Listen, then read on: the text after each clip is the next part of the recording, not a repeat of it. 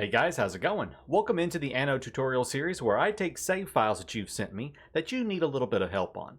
I'll take a look for things that you might be doing wrong that need to be fixed, help you understand how to identify those mistakes, ways to fix them, and where you can go from there. If you'd like me to take a look at your save file, join my Discord server, the link is down below, and get in touch with me. Your save could help someone else with the same problems learn a little bit more about the game.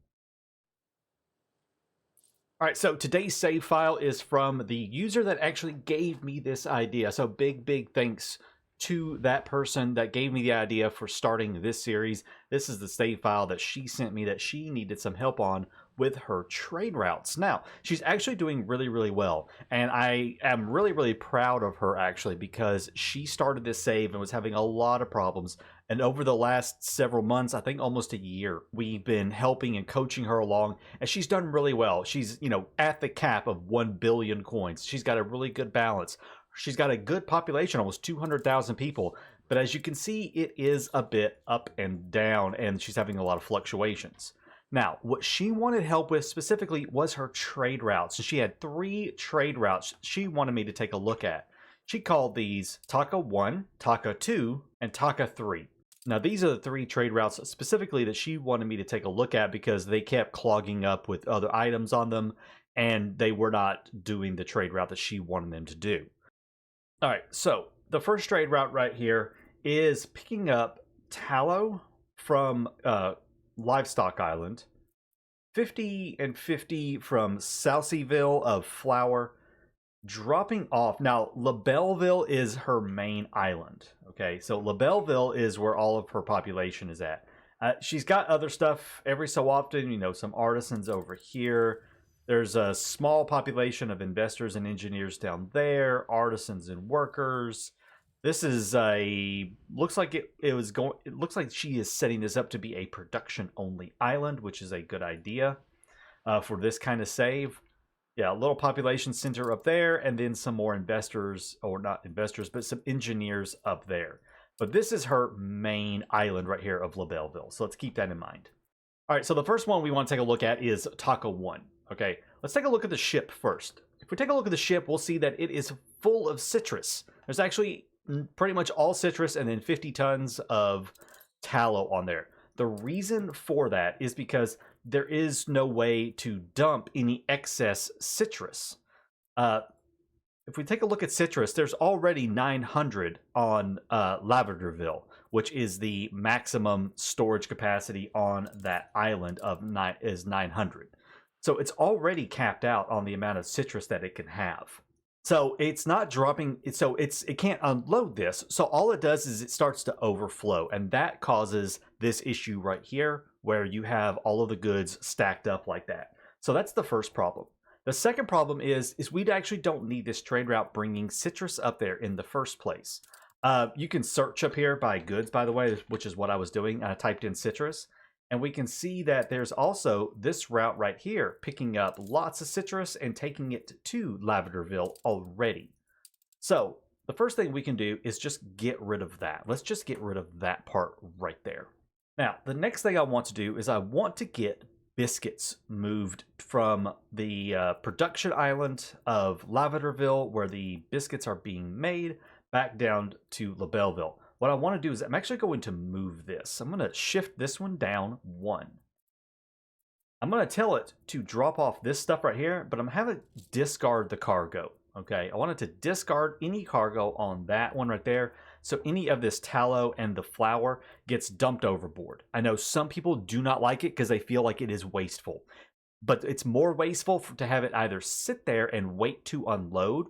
Some people swear by wait to unload, but I don't like it because it just slows down your overall logistics. It makes the routes take forever because now it's just got to sit there and sit there and sit there and sit there. And I just don't like that. I would either use the discard cargo and have it just dump it overboard.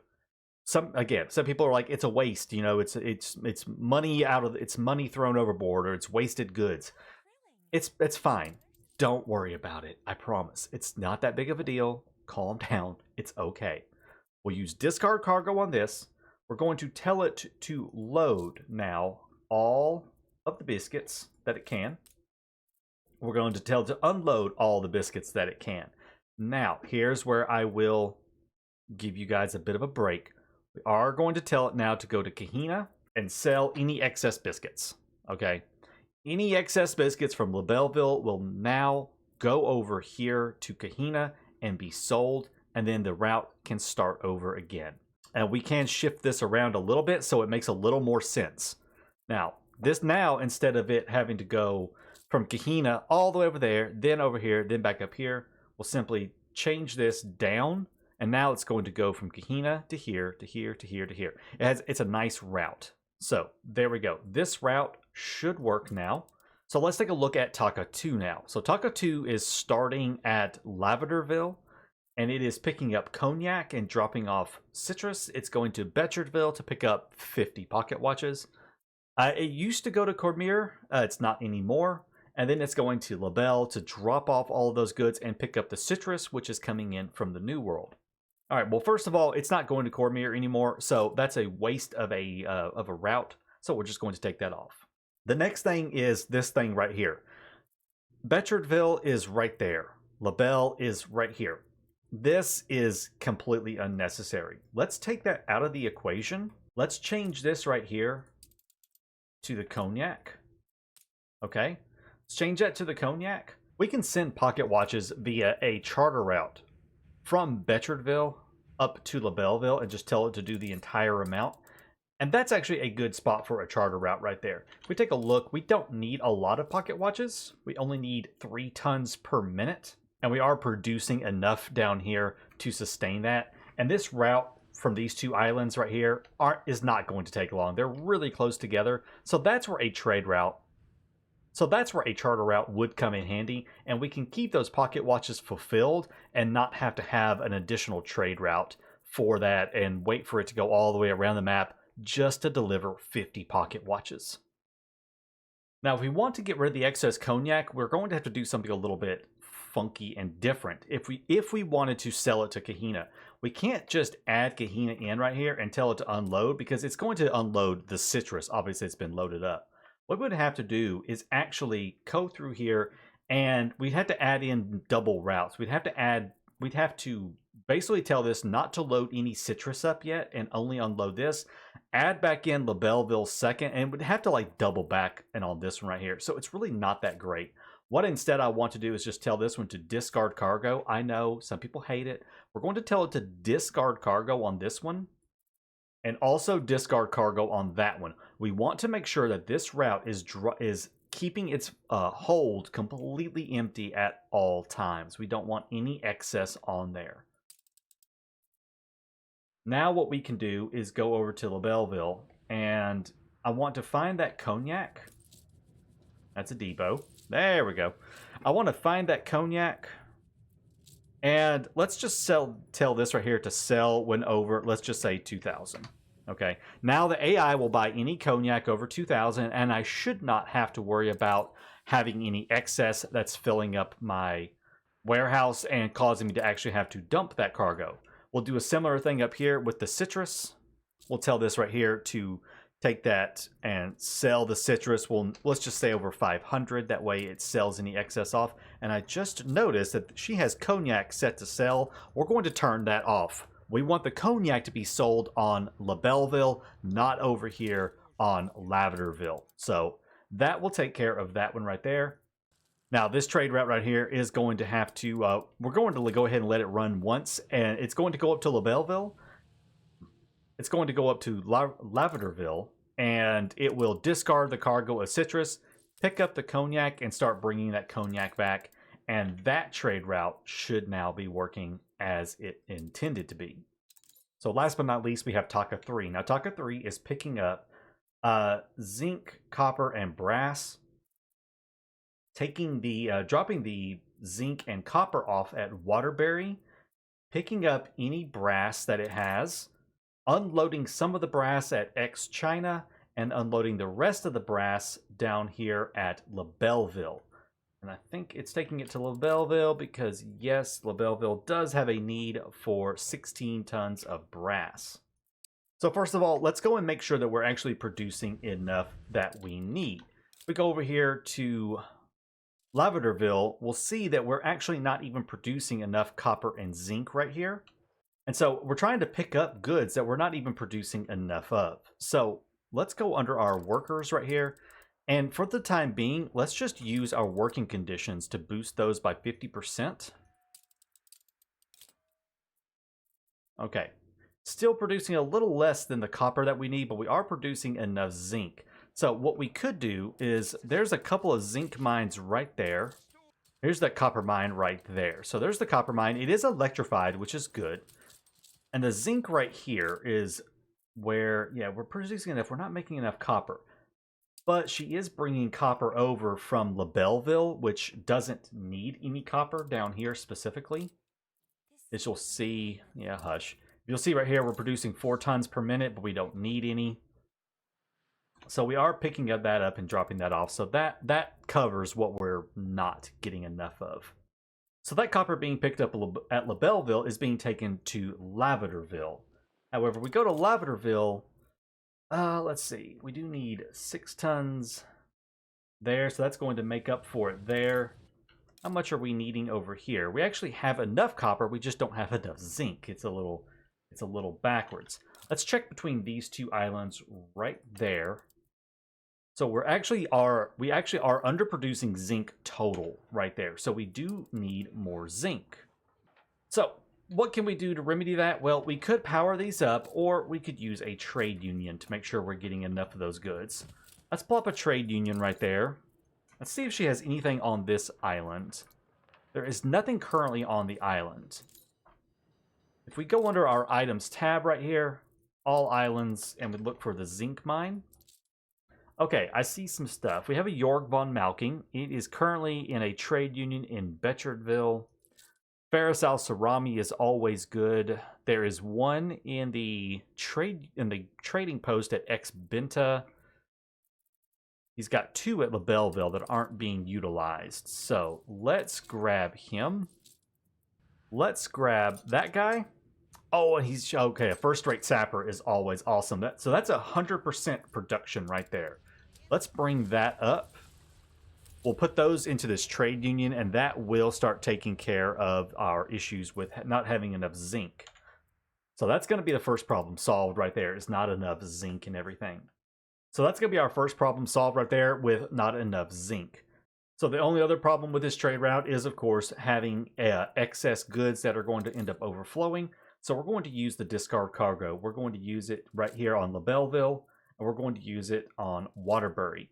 I wanted to make sure that any excess brass is unloaded here and any excess mineral goods are unloaded here, and frees up my cargo for everything else that we need. This right here actually will work perfectly fine, having it load up just those 2 things of brass last in those last 2 cargo slots and dropping those off at X-China. And that trade route should start working now.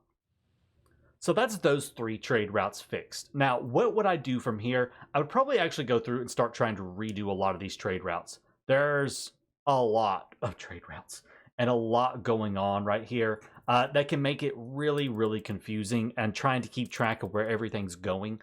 I would do one-way trade routes between islands. For example, everything that Saucyville is currently making that LaBelleville needs, have a single trade route going between there and there. Don't do so many circular trade routes. There's a lot of crazy trade routes on this map that are picking up and dropping stuff off everywhere. Like this investor goods trade route, it's kind of picking up a little bit of everything on all these different islands. Instead, just do one-way trade routes between the 2 islands. Sometimes circular trade routes are perfectly fine. For example, this canned food is a time when I would do a circular trade route. It's a single good being picked up and dropped off at multiple locations. The only difference is I would not do it this way. She's trying to figure out exactly what to pick up and drop off on each of the islands, and, has it a little kind of messy looking. Like, there's no need to try to specify which cargo slots are picking up and only picking up, 100 off of LeBeau or whatever. Instead, go to those islands and set minimum stocks. Let's take a look and see how I would go about doing that. So first of all, we're going to go to Cormier and just tell it to pick up all of it. Okay, we'll tell it to pick up all of it on Cormier, and we're going to take a look and see how often that trade route comes around. It looks like about 10 to 11 minutes. So let's say 12 minutes just to give it a little bit of extra.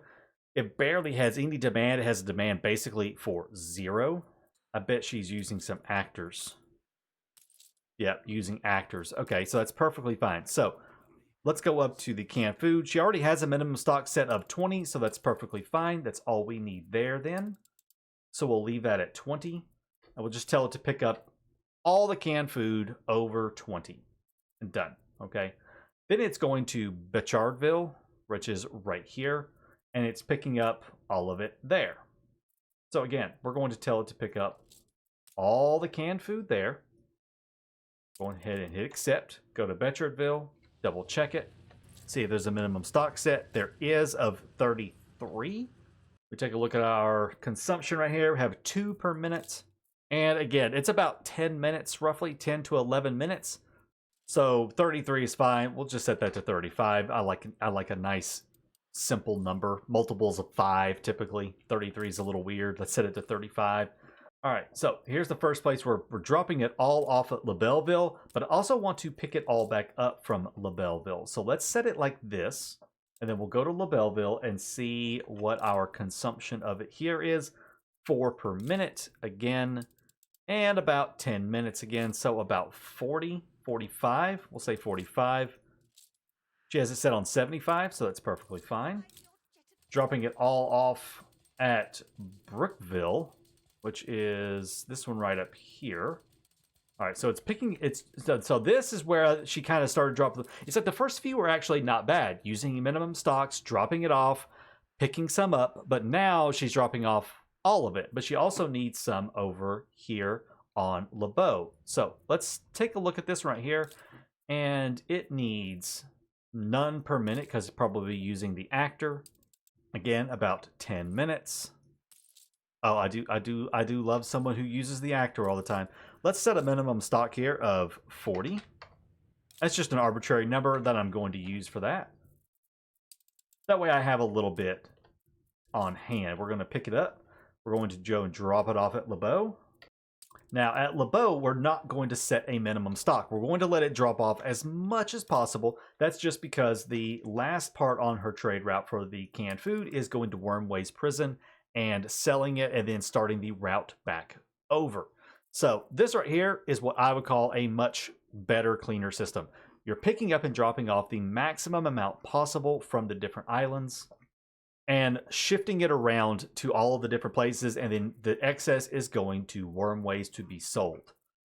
You don't have to worry about managing how much is being picked up and dropped off from this screen. All you have to do is go under the minimum stock and manage it there. To me, that's a lot easier and a lot simpler. So for any of your single goods, I would do something like this. For everything else, I would change a lot of these trade routes to simply be one ways between your main production islands and your main residential islands, moving stuff one way between them and not have so many roundabout routes everywhere, just because it is a lot easier to manage with single routes and everything. So that's it for me, guys. Thank you so much for watching. I hope this helped give you some ideas on how to manage your trade routes properly. If you have trade route problems in your saves and you want me to take a look at them, get in touch with me over on Discord. The link is down below in the description, and I look forward to hearing from you and seeing you in the next video. Until then, take care.